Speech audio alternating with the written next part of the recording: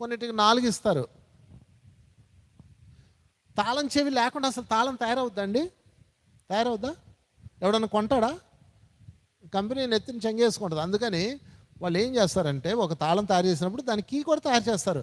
అలాగే ఒక సమస్య నీకు ఓవర్ సెల్ఫ్ ఇచ్చినప్పుడు దాని కీ కూడా దాంతో పాటు ఇచ్చేస్తాయి. వచ్చిన చిక్కల్లా నువ్వు అందులో పెడి తెప్పాలా. నువ్వు అందులో పెట్టవు, అయ్యో తాళం వేస్తుంది, అయ్యో తాళం వేస్తుందని ఏడుస్తూ ఉంటావు. అది నీకు ప్రాబ్లం. అందుకని ఇప్పుడు ఏం చేయాలంటే ఇది ఒక సర్కిల్. ఇప్పుడు నాకున్న సమస్య ఇదిగో, ఇది వెళ్ళిపోయింది, ఇప్పుడు ఈ రూట్లో నాకు డబ్బులు కావాలి, నాకు డబ్బులు అందట్లేదు. 359 ఆప్షన్లు ఉన్నాయి, సరిగా చూడు, చుట్టూతా చూడు. పోనీ 50 పోయినాయి, 310 ఉంటాయి. పోనీ 60 పోయినాయి, 300 ఉంటాయి. పోనీ మొత్తం పోయినాయి, ఒక్కటన్నా ఉంటుందండి. ఒక్కటి కూడా సమస్యకు సొల్యూషన్ లేకుండా సృష్టిలో సమస్య ఇవ్వకూడదు. అది విశ్వ నియమం. అది కనుక మీకు ఇప్పుడు ఒక సమస్య ఉందంటే ఆ సమస్య ఎందుకు వచ్చింది, ఏమి నేర్పించడానికి వచ్చింది నాకు అని మీరు ఫస్ట్ ఎమోషన్ అవ్వకుండా బ్యాలెన్స్గా ఉంటే నీకు దారులు కనిపిస్తాయి. ఏదో దారి ఉంటుంది, దారి అనుకుని ఉండదు.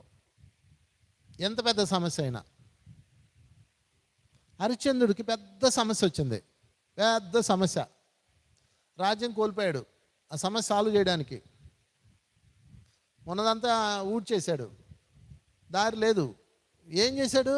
ఏం వర్రీ అవ్వద్దు, దారులు ఉంటాయి, ఏదో దారి ఉంటుంది, పదా నీ తీరుస్తాలే, నువ్వేం భయపడకు. అబ్బా ఏం కాన్ఫిడెన్స్ అండి హరిశ్చంద్రుడిది. చెప్పలు కూడా సత్య హరిశ్చంద్రుడికి. పదంపా అని ఆయన భార్యను తీసుకొని కాశీ వచ్చాడు. కాశీ ఎందుకు వచ్చాడు? అన్ని దారులకి ఏదో ఒక దారి చూపించేది ఈశ్వరుడే. Don't worry. మీరు ఒక్కసారి ఊహించండి హరిశ్చంద్రుడి లైఫ్. కింగ్ ఆయనకు టెస్ట్ పెట్టాడు విశ్వామిత్రుడు. ఆ స్టోరీ తెలుసా మీకు? కొంతమంది డాన్సర్లు వచ్చి డాన్స్ వేస్తారు, ఈయన పరవశిస్తాడు. ఎంతో బాగుంది అబ్బా మీ డాన్స్, అద్భుతం అంటాడు. ఏం కావాలో కోరుకోండి అంటాడు. అందుకే చాలా జాగ్రత్త వాడుకోవాలి ఇది. ఏం కావాలో కోరుకోండి అన్నాడు. అందుకనే అరిగింది ఇస్తావా అన్నారు. ఎందుకు ఇవ్వను? ఐఆమ్ కింగ్ అన్నాడు. అయితే మమ్మల్ని పెళ్లి చేసుకో అన్నాడు. మనమైతే ఎగిరికి అంతేస్తామయ్యా నారాయణ. ఆయన నో నో నో నో నేను హరిశ్చంద్రుని సత్యంలోనే ఉండాలి, నేను చేసుకోను అన్నాడు.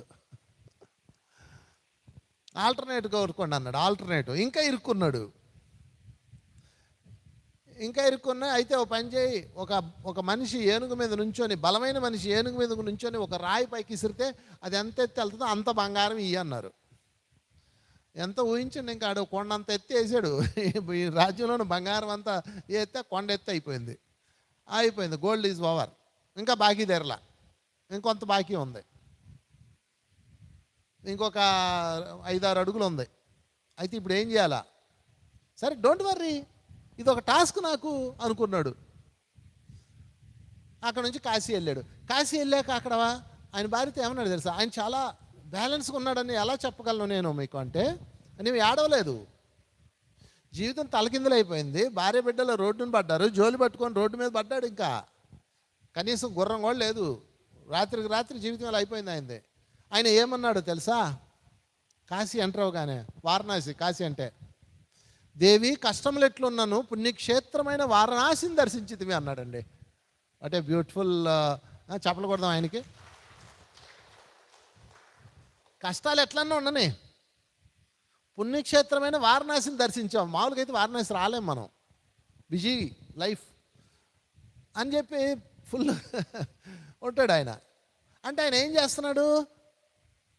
ఆ వెళ్ళిపోయిన రాజ్యాన్ని చూడట్లేదు.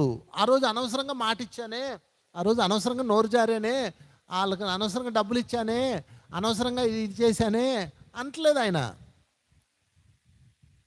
ఇంకొక పాయింట్ మళ్ళా చెప్తున్నా, ఆధ్యాత్మిక వ్యక్తులు వాడకూడని మరొక పాయింట్, 5వ పాయింట్, అనవసరం అన్న పదం వాడకండి. అనవసరంగా వాళ్ళని చేసుకున్నానే, అనవసరంగా ఇక్కడ ఇచ్చామే మా అమ్మాయిని, అనవసరంగా ఆ రోజు అక్కడికి వెళ్ళానే, అనవసరంగా పెట్టుబడి పెట్టానే. పిచ్చోళ్ళారా, మీరు పెట్టకపోయినా జరిగి తీరుతుంది. లేదా అనవసరంగా హాస్పిటల్కి వెళ్ళామే, ఈ హాస్పిటల్కి వెళ్తే బతికేదే వచ్చేస్తుందండి మనకు. ఆ మాయ ఎంత మాయలో ఉంటుంది తెలుసా?